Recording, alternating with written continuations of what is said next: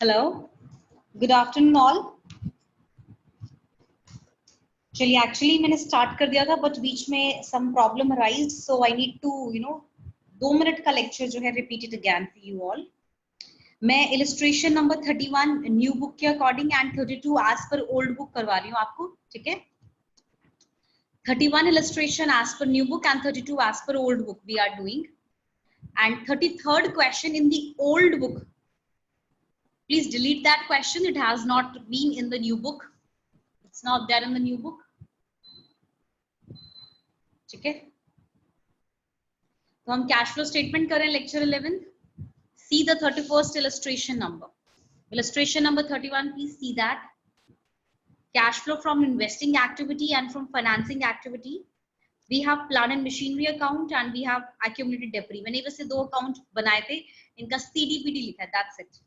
तो एक बार हम रीड कर लेते हैं illustration number 31, ठीक है।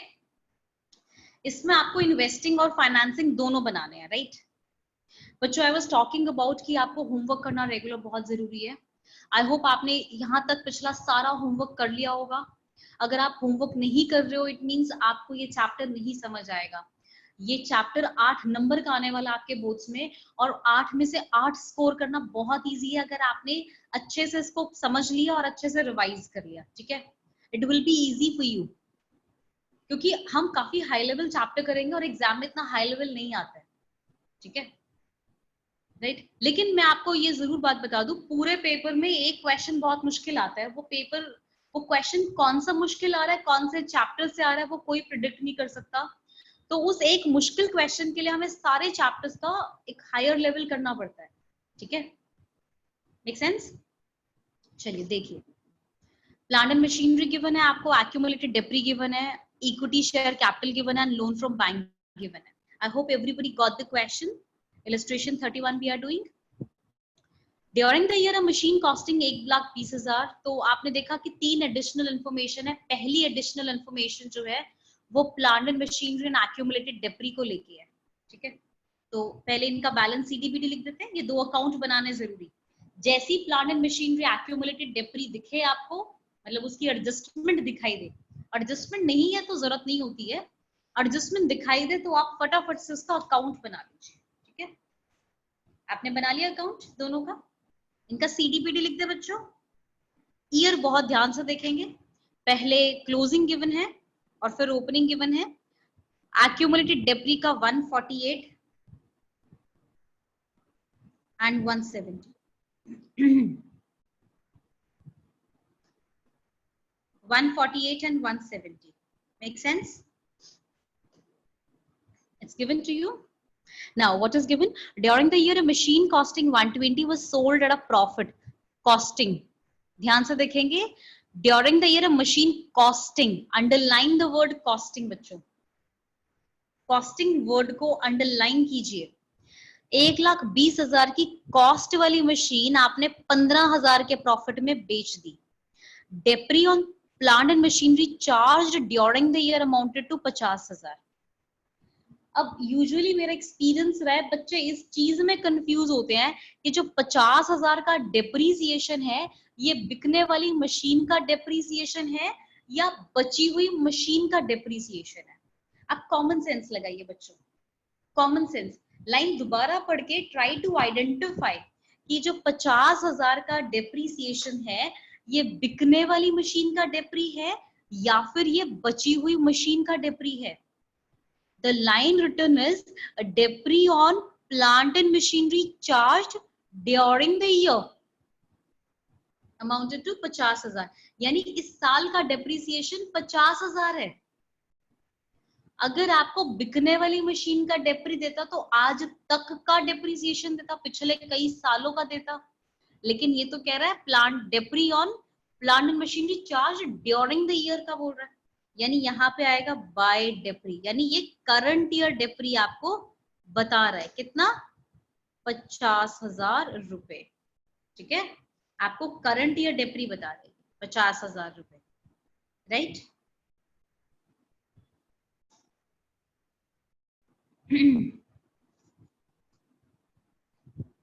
अब आपको क्या कहता है, 1,20,000 की मशीन थी, प्रॉफिट आपने 15 का कमाया, वो sold at a profit of 15। अब आप बताइए कैसे? ठीक है, तो पहले मैं इसका काम नहीं कर सकती, पहले मुझे इस अकाउंट का काम करना पड़ेगा। इस अकाउंट में 4 ही फिगर्स आती हैं, अगर आपने कभी ध्यान दिया हो तो अब यहाँ का टोटल बनता है 198, तो यानी 28,000 यहाँ बैलेंसिंग फिगर आ रहा है। यानी ये 28,000 क्या हुआ? ये बिकने वाली मशीन का आज तक का डिप्रिसिएशन हो गया। तो what I write here? To machine account balancing figure, this is a transfer entry. यहां ट्रांसफर कर दें बाय accumulated depreciation account 28,000। ठीक है, अब मुझे ये पता चल गया जी, कॉस्ट 1,20,000 है, 28 का डेप्री, 1,20 में से 28 गए तो 92,000 बचे, है ना, 92,000 बचे, राइट। अब उस 92,000 वाली मशीन को आपने 15,000 के प्रॉफिट में बेचा। देखिए यहां कर दूं, कॉस्ट है 1,20,000, डेप्री आज तक का माइनस किया 28,000, 92,000 बचा। इस 92,000 को आपने 15,000 के प्रॉफिट में बेचा, प्रॉफिट 15,000 ऐड किए तो 1,07,000 में आपने उसको बेचा, 1,07,000 का आपने उसको सेल किया। ठीक है, अब आप समझ गए, अब आपके दिमाग में क्लिक कर गया कौन सा पॉइंट कहां जाने वाला है। 1,07,000 में आपने बेचा, तो यानी बाय बैंक 1,07,000 में बेचा, 15,000 का प्रॉफिट है तो to profit on cell.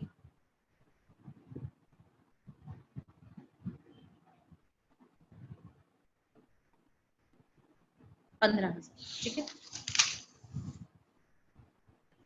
Profit on sale 15,000 to by bank account 1,07,000। बस इतनी इन्फॉर्मेशन गिवन थी आपको। आपने 1,20,000 वाली मशीन 28 का आज तक उस पर डेप्री माइनस किया, 92 वाली चीज 15 के प्रॉफिट पे 1,07,000 में आपने बेच दी। ठीक है, राइट। चलिए अब इसको दोनों साइड टोटल करते हैं, तो इस साइड दोनों का टोटल करेंगे तो इस साइड बैलेंसिंग फिगर आ रहा है आपका 2,40,000। इस 2,40 को आप क्या कहेंगे? To bank account. This is the balancing figure and this is the purchases of plant and machinery. ठीक है, purchases of plant and machinery 2,40। Make sense? अब इसकी पोस्टिंग करें ऊपर, समझ आ गया ना बच्चों? प्रॉफिट इस साइड लिखते हैं, सेल इस साइड। ये ट्रांसफर एंट्री थी, इतने में आपने बेचा। ये बेचा कैसे? मैंने यहां से निकाला है, 15,000 का प्रॉफिट इसमें ऐड करके। ठीक है, 92 में 15 ऐड करके 1,07,000। अब जब इसको पोस्ट करेंगे तो बैलेंस BDCD कहीं नहीं जाएंगे, ट्रांसफर एंट्री कहीं नहीं जाएगी, बाकी बचा हुआ सारा आइटम हम पोस्ट कर देंगे। प्रॉफिट ऑन सेल क्या हो जाएगा?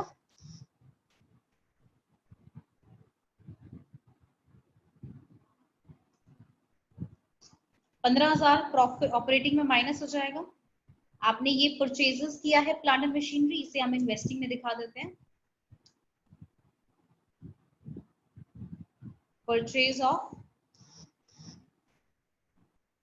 Plant and machinery 2,40,000।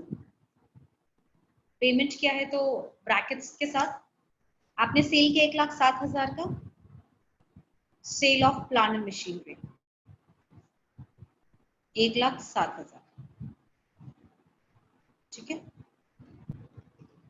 परचेज और सेल का एंट्री हो गया। अब उसके बाद यहाँ पे आते हैं एक्यूमुलेटेड डेप्री अकाउंट में, परचेजेस का हो गया, सेल का हो गया। डेप्रीसिएशन, डेप्रीसिएशन को आप कहाँ दिखाएंगे? ऑपरेटिंग में प्लस हो जाएगा। ठीक है, ऑपरेटिंग में प्लस हो जाएगा। That's it.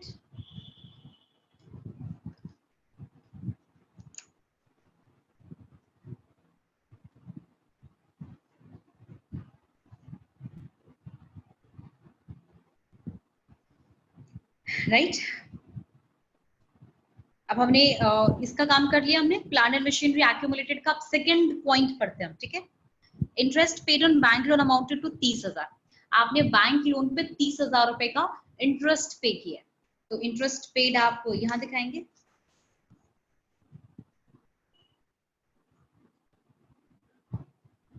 Interest paid on bank loan 30,000 रुपए का आपने पे किया है, तो माइनस हो जाएगा। और इस बैंक लोन के इंटरेस्ट का सेकंड टाइम ट्रीटमेंट क्या होगा, ऑपरेटिंग में प्लस।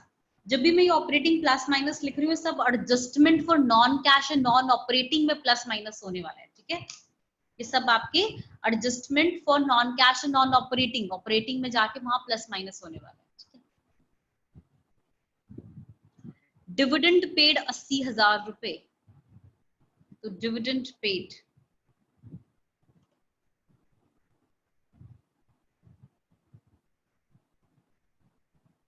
80,000 माइनस ब्रैकेट्स के साथ। और दूसरी बार ये कहा जाएगा, पीबीटी में प्लस, पीबीटी में प्लस हो जाएगा ये डिविडेंड पेड, ठीक है। डिविडेंड पेड पीबीटी में प्लस हो जाएगा 80,000, right. Interest paid on bank loan यहाँ माइनस हो रहा है, दूसरी बार ऑपरेटिंग में प्लस होगा। डिविडेंड पेड एक बार यहाँ प्लस हो रहा है और एक बार यहाँ पे माइनस हो जाएगा, ठीक है। हो गया सारी एडजस्टमेंट्स का काम। अब हम पर्टिकुलर्स पे चलते हैं, ठीक है। प्लांट एंड मशीनरी हो चुका, एक्यूमुलेटेड डेप्री हो चुका, इक्विटी शेयर कैपिटल 10 लाख से 12 लाख हो गया। आपका इक्विटी शेयर कैपिटल 10 लाख से 12 लाख हो गया, तो issue of equity share capital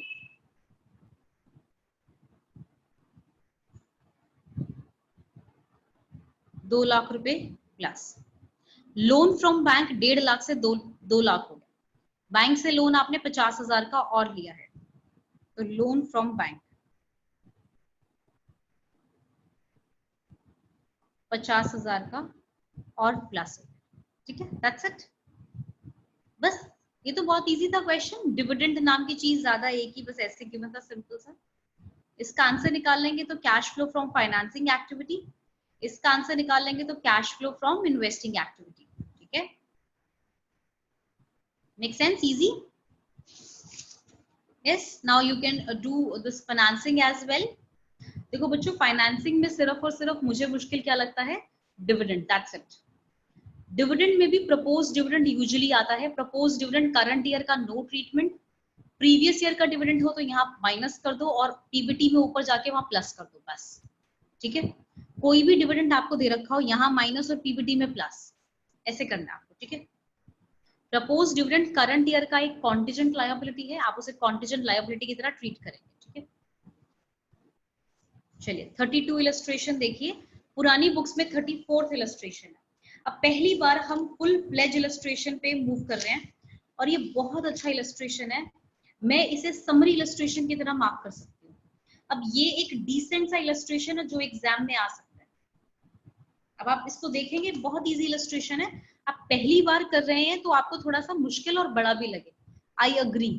लेकिन यूजुअल बेसिस पे अगर जब आप इसकी रिवीजन कर रहे होंगे तो इस इलस्ट्रेशन में कुछ भी मुश्किल एज सच नहीं है, ठीक है।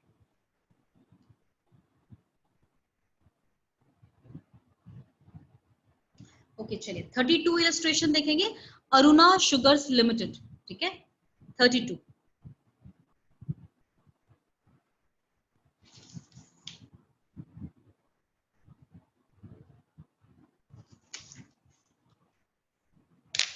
मैं इसकी फॉर्मेटिंग कर लेती हूँ बच्चों। पहली बार हम अब फुल फ्लेज क्वेश्चन करने जा रहे हैं, तो आप ध्यान से देखेंगे।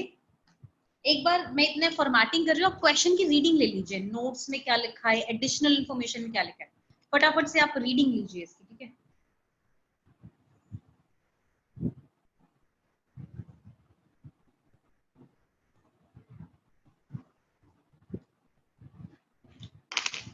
मैं इतने फॉर्मेटिंग कर रही हूँ, आप लोग लीजिए रीडिंग, ठीक है।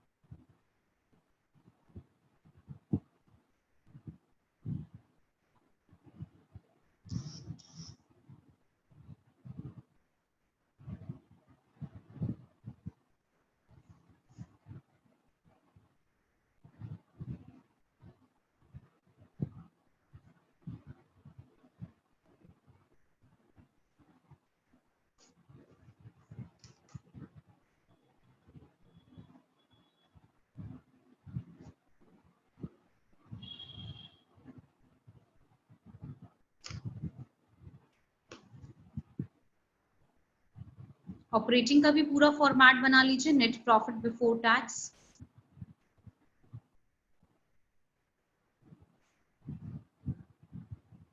adjustments for non-cash and non-operating item.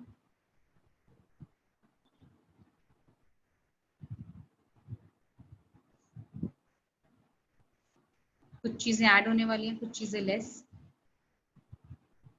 Cash flow, operating profit है ना,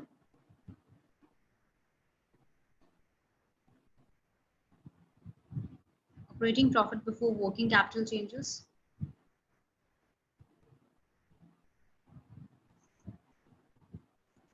कुछ चीजें ऐड, कुछ चीजें less. Then will get the cash flow from operating activity. ठीक है, राइट. मैंने पूरा फॉर्मेट बना लिया. देखिए इससे क्या होगा, फटाफट हमें पोस्टिंग करनी रहेगी. ऊपर आपको लिखना बहुत जरूरी है, कैश फ्लो स्टेटमेंट. ये मैंने शॉर्ट फॉर्म में लिखा है और usually for the year ending लिखा जाता है. ठीक है, इसके नीचे फॉर द ईयर एंडिंग, और ये ब्रैकेट में लिखना बहुत जरूरी है, एज पर AS3 रिवाइज्ड. ठीक है,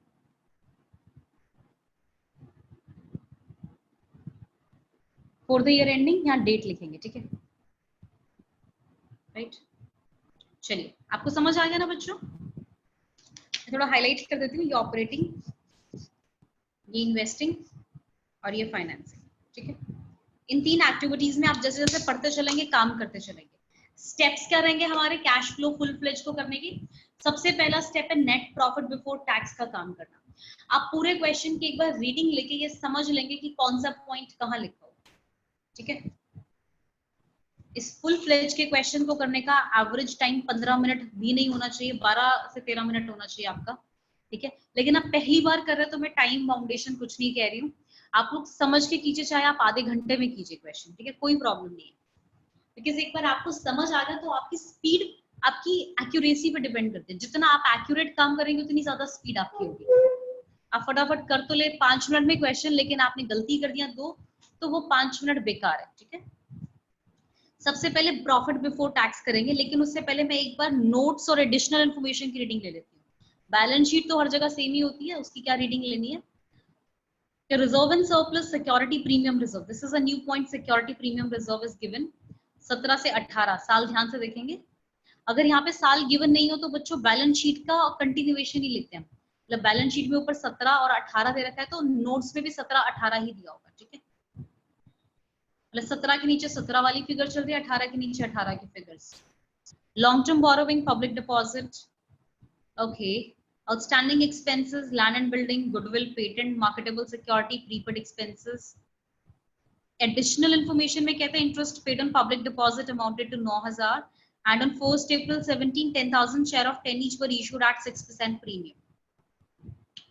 Okay, ठीक है. तो सबसे पहले नेट प्रॉफिट बिफोर टैक्स. ये पूरा पेज मेरा कैश फ्लो के लिए रहेगा, और ये जो नेक्स्ट पेज है ये मैं अपने नोट्स के लिए बना लेती हूँ. ठीक है, तो यहाँ पे कर लूँ मैं. Note 1, profit as per balance sheet ले लेते हैं. कितना बैलेंस शीट के बेसिस पे प्रॉफिट है? 40 से 48 हो गया 8,000. 40 से 48 हो गया, यानी 8,000 का प्रॉफिट है. इसमें हम 4 चीजें ऐड करते हैं. आपको याद है ना 4 चीजें? Dividend, transfer to reserve, provision for tax या जो भी इनकम टैक्स है, और रिफंड ऑफ टैक्स माइनस. ठीक है, देखिए क्या इनमें से कुछ गिवन है? मुझे कुछ भी दिखाई नहीं दे रहा. ना डिविडेंड दिखाई दे रहा है, ना ट्रांसफर टू रिजर्व दिखाई दे रहा है, ना टैक्स दिखाई दे रहा है. Nothing is given. तो बस यही आपका प्रॉफिट होगा 8,000. बस दैट्स इट. इसके लिए नोट भी बनाने की जरूरत है, तो आप डायरेक्ट भी लिख सकते हो 8,000. ठीक है, मेक सेंस? चलिए, जब आप ये नेट प्रॉफिट बिफोर टैक्स पहला स्टेप होता है. सेकंड स्टेप होता है एडिशनल इन्फॉर्मेशन उठा के काम करेंगे. और आप ये थंब रूल याद रखेंगे. क्या थंब रूल है हमारा? कि आप अगर कोई भी एक पॉइंट पिक कर रहे हैं तो उस पॉइंट से रिलेटेड सारा ट्रीटमेंट पूरे क्वेश्चन में जहां कहीं भी हो आप कर लेंगे. ठीक है, राइट बच्चों? ये ना कैश फ्लो का स्टेटमेंट ना बोर्ड्स में कई बार 2-2, 3-3 पेज का क्वेश्चन आता है. जैसे ये क्वेश्चन आप सोचिए, बोर्ड्स में फॉन्ट साइज काफी बड़ा होता है। अब सेम यही क्वेश्चन अगर बड़े बड़े फॉन्ट साइज में 2 या 3 पेज में है तो आप घबराएंगे नहीं और इतना बड़ा क्वेश्चन आ गया कैश फ्लो का, नहीं, करने में टाइम उतना ही लगता है आपका, ठीक है।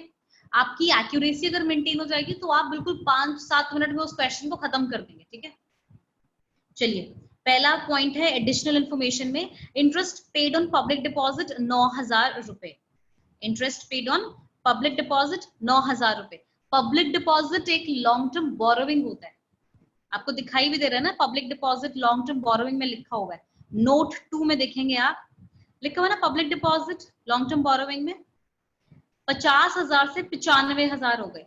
तो नीचे आपको काम इंटरेस्ट का बोल रहा है, लेकिन आप पब्लिक डिपॉजिट का सारा काम कर लीजिए, उसके इंटरेस्ट का भी कर लीजिए और पब्लिक डिपॉजिट्स का भी कर लीजिए बच्चों, ठीक है। देखिए, interest paid on public deposits 9,000 रुपए ब्रैकेट में,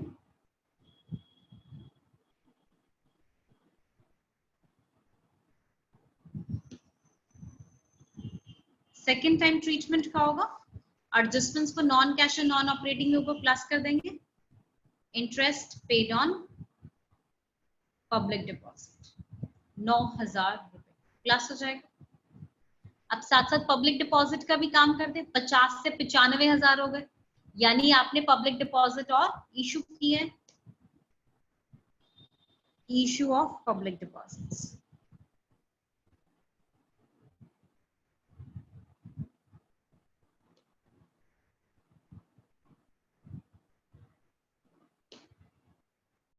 कितना है, 90 से नहीं 50 से 95 है ना, तो 45,000 रुपए के प्लस, राइट। इनफ्लो है ना तो प्लस हो जाएगा, ये प्लस का साइन लगाने की जरूरत नहीं है, बस मैं इसे आपको समझाने के लिए लगा देती हूँ, ठीक है। माइनस हो तो ब्रैकेट लगाना ज्यादा जरूरी है, ब्रैकेट नहीं लगाया तो उसका आप सोचिए गलत किया है आपने, ठीक है।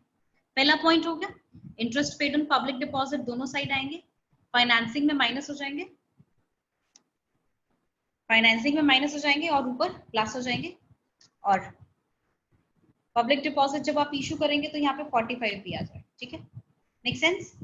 आगे देखते हैं, सेकंड एडिशनल इंफॉर्मेशन देखिए, on 1st April 17 10,000 of shares of 10 each were issued at 6% premium। 10,000 share 10 रुपए का एक शेयर है, आप 6% प्रीमियम पे आप बेच सॉरी इशू कर रहे हो, ठीक है। इशू ऑफ शेयर कैपिटल हो गई, आप देखेंगे शेयर कैपिटल क्या है, बैलेंस शीट में जाइए और बैलेंस शीट में शेयर होल्डर फंड में शेयर कैपिटल देखिए। अब पहला चैप्टर कर चुके हैं तो आपको पता है कहाँ पे शेयर कैपिटल होती है, कहाँ पे लॉन्ग टर्म बोरोइंग होती है, ठीक है। 2 लाख से 3 लाख हो गई, बैलेंस शीट में जो शेयर कैपिटल है वो फेस वैल्यू पे दिखाई दे रही है, 2 लाख से 3 लाख मतलब 1 लाख रुपए के आपने 1 लाख की फेस वैल्यू के शेयर इशू किए, और कहता 6% प्रीमियम पे किए, 6% प्रीमियम पे किए, issue of share capital 1 lakh रुपए के शेयर इशू किए, प्लस 6% प्रीमियम कितना हुआ 1 लाख का, 6,000 रुपए का प्रीमियम हुआ, 6,000 रुपए का प्रीमियम हो गया, 1 लाख प्लस 6,000 1 लाख 6,000, कौन, ठीक है। Issue of share capital 1 lakh plus 6,000 1 lakh 6,000 का प्रीमियम हो गया, ठीक है। अब आप नोटिस कर पा रहे हो रिजर्व एंड सरप्लस में सिक्योरिटी प्रीमियम रिजर्व, ऊपर आप देख पा रहे हैं नोट्स में पहला note security premium reserve 0 to 6,000, 6,000 से सिक्योरिटी प्रीमियम रिजर्व बढ़ गया और 6,000 ही आया है प्रीमियम आपका, समझ रहे हो ना, कहां पे कह रही हूं मैं आपको दिखा देती हूँ। देखिए ये रहा, दिख रहा है ना सिक्योरिटी प्रीमियम रिजर्व 0 to 6,000 हो गया, यानी 6,000 से प्रीमियम का अकाउंट बढ़ गया और आपने एक्चुअली इशू किया है तो उससे 6,000 का प्रीमियम आया ये वाला, तो दोनों मैच कर रहे हैं ना, ठीक है। यहाँ पे बाई चांस 5 होता या 4 होता ना तो क्वेश्चन में कुछ और मेंशन होता कि ये प्रीमियम कहाँ गया, फिर आपको सोचना पड़ता, उसका काम करना पड़ता। अच्छा कोई बच्चे सोच रहे होगा मैम यहाँ 5,000 लिखा होता तो फिर हम क्या करते, बच्चों खाली 5,000 लिखने से बात नहीं बनती, नीचे कोई और इन्फॉर्मेशन भी दे रखी होती थी कि 1000 रुपए का प्रीमियम कहाँ गया, मैं ऐसे सपने लेके कुछ ऐसे ज्यूम नहीं कर सकती ना 1000 का प्रीमियम कहाँ गया, राइट? मेंशन होगा आपको, ऐसे थोड़ा कुछ भी मन किया क्वेश्चन का वो दे दिया और आप खुद करें कि क्या होने वाला है, ठीक है? ऐसे नहीं होता है, आपको बताएगा कुछ और भी होगा तो, ठीक है? तो अभी आपने लाख रुपए का शेयर इशू किया, 6000 का प्रीमियम, बस इसका और कोई ट्रीटमेंट नहीं होगा, आपको 1,06,000 रुपए रिसीव हुए, दैट्स इट, ठीक है? हो गई दोनों एडिशनल इन्फॉर्मेशन। अब हम नोट्स पे मूव करते हैं, ठीक है? दोनों एडिशनल इन्फॉर्मेशन कर ली मैंने। मैम इस 6000 के प्रीमियम का कुछ और नहीं करना? नहीं बच्चों, कुछ और नहीं करना ना, ठीक है? चलिए अब नोट 1 देखिए, reserve and surplus, security premium reserve काम हो गया जी, surplus and statement of P&L हो गया। Note number 2, public borrowing, public deposit हो गया। नोट नंबर 3, आउटस्टैंडिंग एक्सपेंस 25 से 30,000 हो गए। आउटस्टैंडिंग एक्सपेंसेस 25 से 30,000, सोच के बताइए कहां जाने चाहिए? सोच पा रहे हो?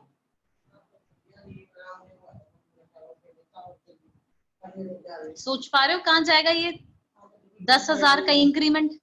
यहाँ पे करंट लायबिलिटी है ना आउटस्टैंडिंग एक्सपेंस, तो आउटस्टैंडिंग एक्सपेंस 10,000 से बढ़ गया तो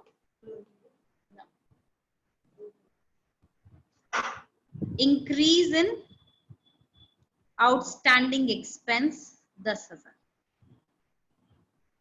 प्लस हो जाएगा, ठीक है? ये करंट लायबिलिटी है बच्चों, तो उसको लायबिलिटी की तरह ट्रीट करेंगे ना।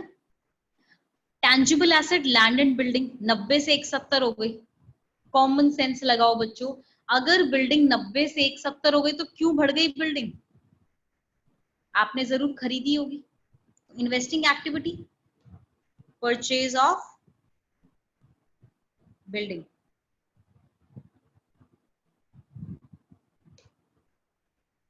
₹80,000 परचेज करेंगे तो ब्रैकेट, ठीक है, पैसे जाएंगे, समझ आ गई बात? Purchase of building 80,000। फिर इंटेंजिबल एसेट पे आइए, 5वां पॉइंट, गुडविल 90 से 60,000, गुडविल 90 से 60,000। 90 से 60 का मतलब 30,000 की गुडविल कम हो गई। गुडविल कम होने का क्या कारण हो सकता है, सोच के बताइए आप, अपने माइंड में विचार कीजिए। गुडविल 90 से 60 हो गई, बढ़ती तो परचेजेस लिख देती मैं उसे यहीं पे इन्वेस्टिंग में, अब ये कम हो रही है तो क्या रीजन है? देखिए दो कारण है, या तो सेल या राइट ऑफ, कौन सा ज्यादा फीजिबल लग रहा है आपको? 30,000 की गुडविल कम होने का कारण क्या है? गुडविल रिटर्न ऑफ, तो गुडविल राइट ऑफ करेंगे तो वो ऑपरेटिंग में यहाँ पे आएगा, ये नॉन कैश है, नॉन ऑपरेटिंग भी है वैसे। गुडविल रिटर्न ऑफ 30,000, ठीक है? पेटेंट्स 15 से 7, अब पेटेंट भी कम हो गए तो पेटेंट भी राइट ऑफ हो गए। डेप्रीशिएट तो होते नहीं इंटेंजिबल एसेट्स, वो तो खाली अमोर्टाइज होती हैं, ठीक है? 8,000,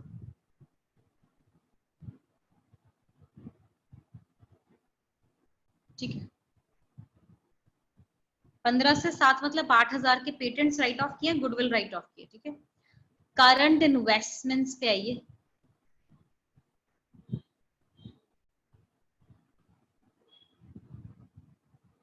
करंट इन्वेस्टमेंट्स पे आइए, मार्केटेबल सिक्योरिटीज 10,000 से 15,000 हो गई। बच्चों करंट इन्वेस्टमेंट्स याद है, मैंने आपको एक चार्ट बनवाया था इन्वेस्टमेंट्स को लेके।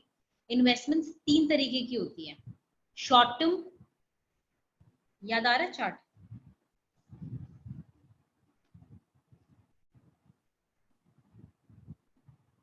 इन्वेस्टमेंट्स 3 तरीके की होती हैं,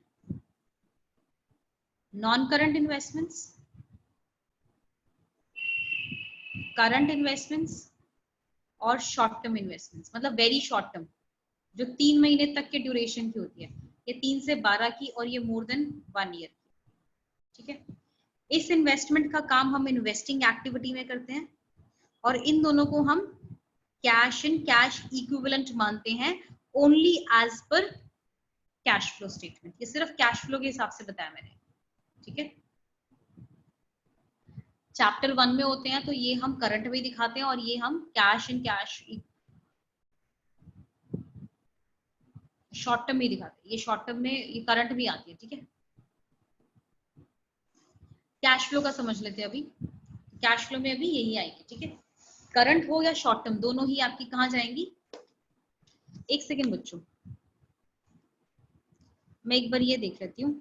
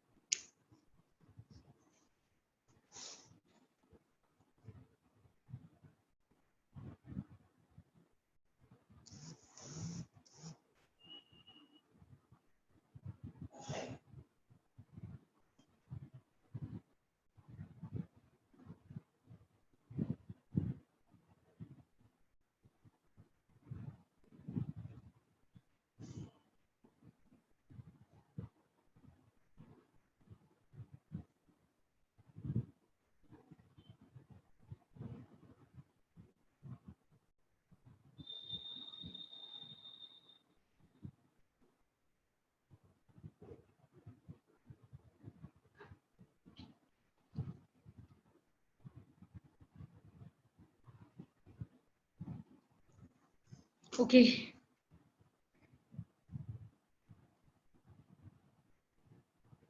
actually what I was checking as per chapter 1 इसका ट्रीटमेंट क्या होता है। इसका तो पता है, करंट इन्वेस्टमेंट में जाएगी, नॉन करंट में जाएगी। शॉर्ट टर्म सिक्योरिटीज को चैप्टर 1 के हिसाब से करंट इन्वेस्टमेंट ही माना जाता है। ठीक है, मतलब ये दोनों चैप्टर 1 में करंट इन्वेस्टमेंट में जाती हैं, लेकिन कैश फ्लो के अंदर ये दोनों कैश एंड कैश इक्विवेलेंट का पार्ट माना जाता है। ठीक है, समझ गए। तो अब हाँ, यहाँ पे आते हैं। करंट इन्वेस्टमेंट जो है आपकी 10 से 15,000 होगी, 5,000 से बढ़ गई। आप इसका भी कुछ नहीं करेंगे, ये सबसे एंड में हम यहाँ काम करेंगे। इसका मैं बाद में बताऊंगी क्या करेंगे जब पूरा क्वेश्चन खत्म हो जाएगा। ठीक है, other current assets prepaid expenses 10,000 से 8,000। आपके प्रीपेड एक्सपेंसेस 10 से 8, सोच के बताइए कहाँ ट्रीटमेंट जाना चाहिए पूरे कैश फ्लो में।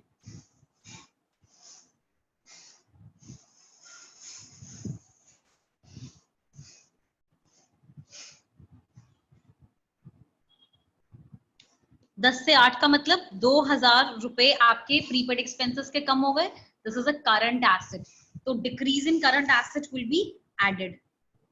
डिक्रीज इन प्रीपेड एक्सपेंसेस 2,000 रुपए प्लस हो जाएगा। ठीक है, हो गए सारे नोट्स हमारे, एडिशनल भी हो गया, नोट्स भी हो गए, दोनों काम हो गए। अब हम फटाफट से बैलेंस शीट पे मूव करते हैं। अब हम बैलेंस शीट पे मूव करके देखते हैं। ठीक है, इक्विटी शेयर कैपिटल में शेयर कैपिटल है 2 लाख से 3 लाख, हो चुका काम।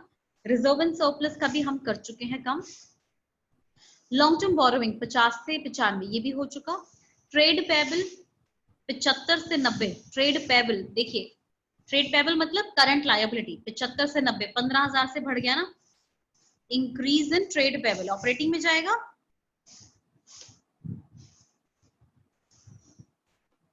पंद्रह हजार से इंक्रीज हो गया। अदर करंट लायबिलिटी का काम हम कर चुके हैं, जिसके आगे 1 2 3 4 ये पॉइंट लिखे होते हैं ना, नोट नंबर लिखा होता है, उसका काम हम पहले कर चुके हैं। नोट हम अभी करके आए हैं ना सारे, तो नोट जिसके आगे लिखे होते हैं वो आप काम कर चुके हो। कई बार नंबर ऊपर नीचे जाता है तो वो आप थोड़ा देख लेंगे। ठीक है, जैसे यहाँ पे शेयर कैपिटल का नंबर लिखा हुआ है, हालांकि वो नंबर 1 शेयर कैपिटल का नहीं, वो नंबर 1 रिजर्व एंड सरप्लस का है। तो आप इतने ब्लैंक होके काम नहीं करेंगे, नहीं नंबर लिखा हुआ है इसके आगे तो हम इसका काम करना है। कॉमन सेंस भी खुली रख के काम करेंगे। ठीक है, हो गया सारा लायबिलिटीज का काम। एसेट पे आते हैं। टैंजिबल नंबर लिखा हुआ है, 2 टैंजिबल हमारे पास लैंड एंड बिल्डिंग का, इसका काम हो चुका है। इनटैंजिबल हो चुका, गुडविल और पेटेंट का करा था। लॉन्ग टर्म इन्वेस्टमेंट 40 से 65 हो गई, 25,000 से लॉन्ग टर्म इन्वेस्टमेंट आपकी बढ़ गई, यानी आपने लॉन्ग टर्म इन्वेस्टमेंट खरीदिए, purchase of long term investment.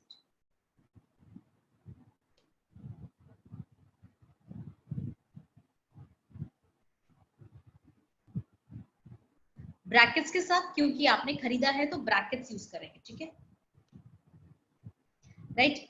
देखिए लॉन्ग टर्म इन्वेस्टमेंट इन्वेस्टिंग का पार्ट है, शॉर्ट टर्म इन्वेस्टमेंट हो या करंट इन्वेस्टमेंट हो, वो कैश एंड कैश इक्विवेलेंट का पार्ट है, ठीक है। चलिए करंट एसेट्स पे मूव करते हैं। करंट एसेट्स में इन्वेस्टमेंट करंट हो चुका। इन्वेंट्री देखिए 50 से 90, 40,000 से इन्वेंट्री बढ़ गई, तो इंक्रीज इन इन्वेंट्री है, माइनस हो जाएगी इंक्रीज इन इन्वेंट्री, 40,000 से माइनस हो जाएगी।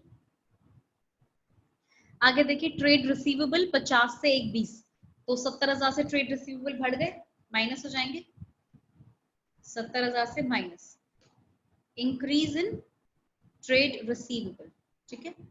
कैश एंड बैंक बैलेंस, ये फिर से कैश एंड कैश इक्विवेलेंट का पार्ट है, इसे छोड़ दो एक बार के लिए। Other current assets, other current assets हो चुका, प्रीपेड एक्सपेंसेस था, हो चुका जी, हो चुका, सारा काम हो गया, हमने सब कर लिया। सिर्फ एक कैश एंड कैश इक्विवेलेंट रहता है जिसमें दो चीजें थी, कैश एंड बैंक बैलेंस और करंट इन्वेस्टमेंट। तो पहले इनका काम कर लेते हैं, इसका टोटल करते हैं। तो मैं आपको टोटल करके दिखाती हूँ कैसे काम करना होता है। 8,000, 9,000, 30,000 और 8,000, तो 55,000 क्या आया आपका operating profit before working capital changes. अब ये सारा प्लस माइनस करके यहाँ लिख देते हैं, 55,000 plus 10,000 plus 2,000 plus 15 minus 40 minus 70, तो 28,000 का नेगेटिव बैलेंस आ रहा है। तो व्हाट आई राइट, मैं रेड पेन यूज कर रही हूँ ताकि, क्योंकि थोड़ा मेसी हो गया, ठीक है, इसलिए हम यूजिंग रेड पेन। 28,000 के लिए क्या लिखेंगे, कैश यूज्ड इन ऑपरेटिंग एक्टिविटीज, ठीक है।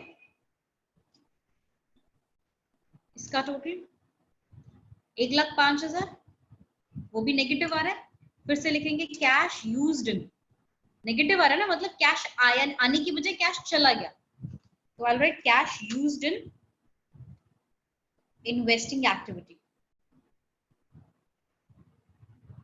इसमें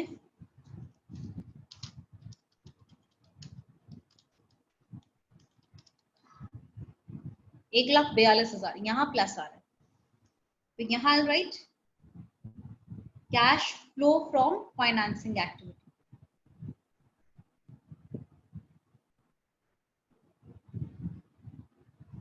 ठीक है। सो गॉट ऑल द 3 फिगर।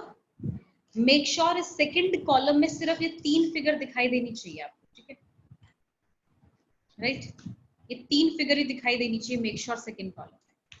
अब इसका टोटल कर दो इन तीनों का, 142 माइनस 1,05,000 माइनस 28,000, 9,000 रुपए आए, 9,000 रुपए आए, ठीक है।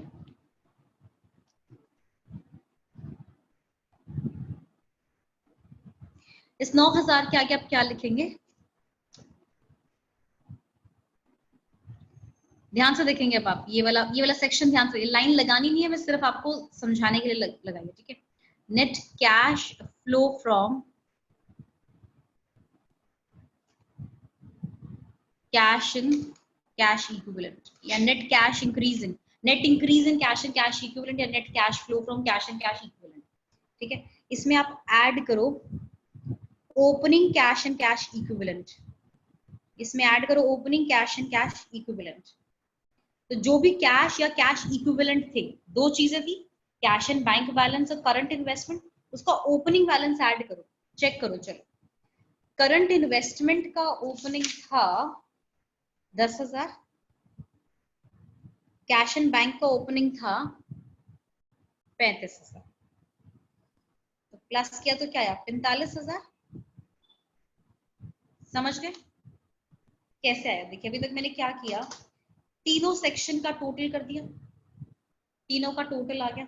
अब इन तीनों को टोटल करके लिखा 9,000 आ गया, क्योंकि ये दोनों तो नेगेटिव में थे और ये पॉजिटिव था, तो प्लस माइनस माइनस हो जाता है, तो 9,000 आ गया। ये है net increase in cash and cash equivalent. Opening cash and cash equivalent क्या है? 10,000 प्लस 35,000, 45,000, और माइनस करेंगे आप, सॉरी मतलब माइनस कैसे होते हैं, this will be equal to closing cash and cash equivalent. इन दोनों को प्लस कीजिए, 45 प्लस 9 54,000। अब अगर आपका closing cash and cash equivalent 54 आए, आपका आंसर ठीक है, यानी आप अपने आंसर को मैच कर सकते हैं कैश फ्लो में। अगर ये बराबर इसके नहीं आए तो आपने की है कोई गलती। चेक करते हैं हमारा ठीक है कि नहीं। चेक करो closing cash and cash equivalent कितने हैं। मैम दो चीजें थी, एक तो करंट इन्वेस्टमेंट और एक कैश एंड बैंक बैलेंस, दो चीजें थी आपके पास। देखिए करंट इन्वेस्टमेंट था closing 15,000 and cash and cash bank balance था 39,000। इन दोनों को प्लस करो, क्या ये 54 के बराबर आ रहा है? हाँ जी आ रहा है। द मोमेंट इट सेज हाँ जी आ रहा है, तो इसका मतलब आपने काम ठीक किया है। ठीक है, समझ आया बच्चों प्रोसेस? पहला क्वेश्चन फुल फ्लेज है इसलिए थोड़ा सा अजीब लग रहा है, दूसरा करेंगे आपको बहुत इजी लगेगा।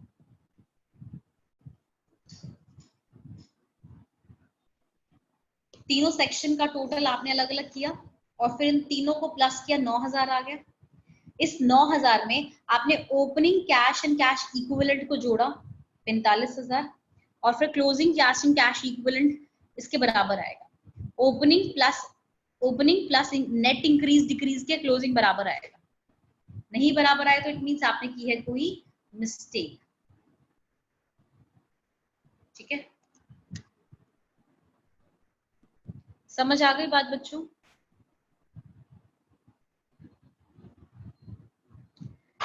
आप एक दो क्वेश्चन और करेंगे, आप कंफर्टेबल हो जाएंगे इसके साथ। ठीक है,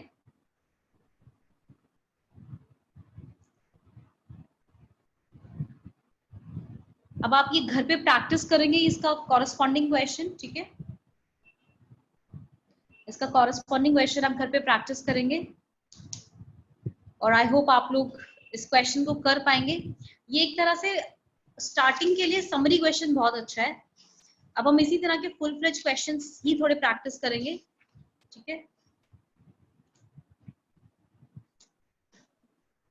अब सिर्फ आपका एक ही कॉन्सेप्ट बचा है बच्चों, बाकी सब आपका ये चैप्टर ऑलमोस्ट हो चुका। आप ये लगाइए, सिर्फ हमें फुल फ्लेज बस प्रैक्टिस करने रहते हैं। ठीक है, ऐसा कुछ भी नहीं बचा इस चैप्टर में, सिर्फ एक प्रोविजन फॉर टैक्स का मेरे अकॉर्डिंग जहां तक मुझे याद आ रहा है एक पॉइंट बचा है, बाकी हम सब कर चुके हैं। राइट, चलिए बाकी अब नेक्स्ट इलस्ट्रेशन कल करेंगे। ठीक है, टिल देन आप जरूर प्रैक्टिस करेंगे ये दो क्वेश्चन जो मैंने करवाए हैं। मैं फिर से बार बार बता रही हूँ 20 से लेके 30 तक के सारे क्वेश्चन बहुत इंपॉर्टेंट है, वेरी इंपॉर्टेंट, मार्क कर लीजिए, इसे आप जरूर प्रैक्टिस करेंगे। ठीक है, चलिए okay students, bye bye, take care.